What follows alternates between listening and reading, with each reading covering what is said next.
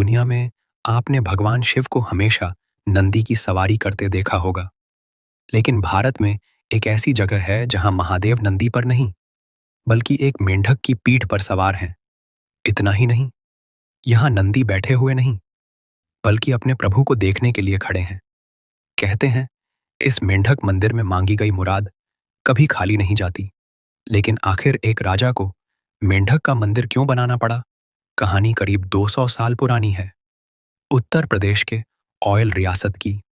वहां के राजा बख्तावर सिंह बहुत प्रतापी थे, लेकिन वो कुदरत के आगे हार चुके थे। उनके राज्य में सूखा पड़ गया था।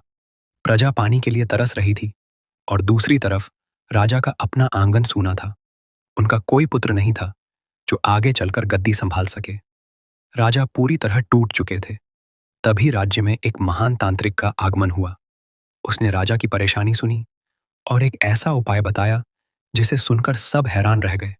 तांत्रिक ने कहा, राजन, यह सामान्य सूखा नहीं है। आपको मंडूक तंत्र का सहारा लेना होगा। मेंढक ही वह जीव है जो बादलों को बुलाता है।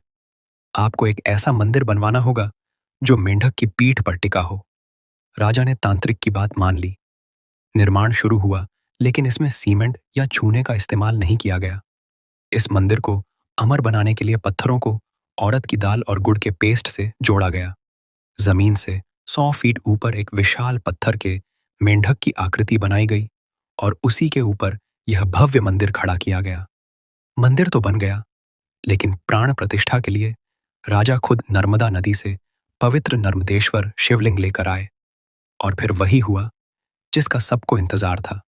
जैसे ही पूजा शुरू हुई, आसमान में काले बादल छा गए और राज्य में झमाझम बारिश हुई। इतना ही नहीं, कुछ समय बाद राजा को पुत्र रत्न की प्राप्ति भी हुई। आज भी यूपी के लखीमपुर खीरी में यह मंदिर शान से खड़ा है।